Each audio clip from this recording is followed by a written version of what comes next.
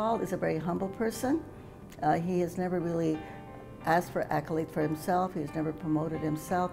And now, in his late years, it's just wonderful to see that he is being recognized for the great contributions that he has made to our Latino community and to our society. Paul is one of the most gentle spirits I know. He's one of the sweetest human beings you'd ever want to meet. And just being with him, you feel good.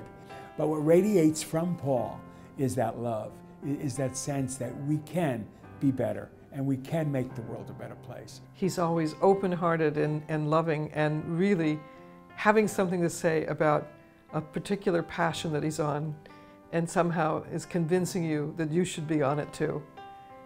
Paul is a boundless energy. Paul is a brilliant tactician.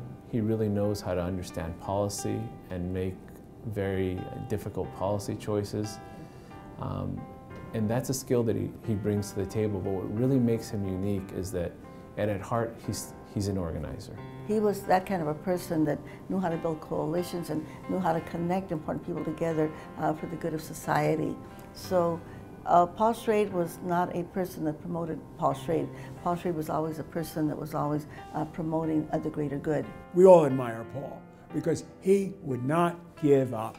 And that was the joy for us, was knowing that Paul would be forever fighting, and we need to fight with him, and we need to get this done. He was not only an associate and a mentor to Bobby Kennedy when it came to labor issues, but one of the biggest things, of course, is when he brought Bobby Kennedy to Delano when Caesar was ending his fast. And Bobby Kennedy had done a lot of things for the Farm Workers Union, during all of that time, but Paul is the one that really made that connection between Cesar Chavez and Bobby Kennedy. That was very critical to so many people's lives, because if you look across our populations, everyone has a family member who have worked in the fields. And in the conditions of unions, Paul has been a great advocate for the rights of immigrant people within the workplace, which is really the forefront of immigrant rights here in California. Paul has a long history with the Latino community, with the farm laborers, with Dolores Huerta, but I know him most from his time working with the LAUSD and trying to get schools built in overcrowded neighborhoods, especially on the Ambassador school site. When the Ambassador Hotel was slated to be conserved, and there was a great push to conserve the Ambassador, it was really Paul who spoke out and who said, we don't need for this to become a mausoleum to the last hour of the life of a great man.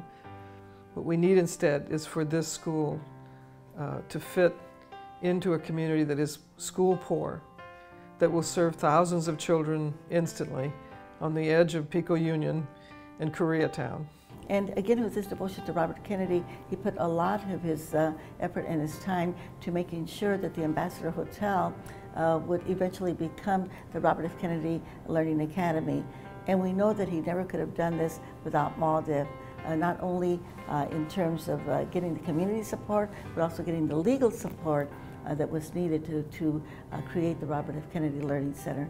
And when you believe in something like Paul does, nothing will stop you.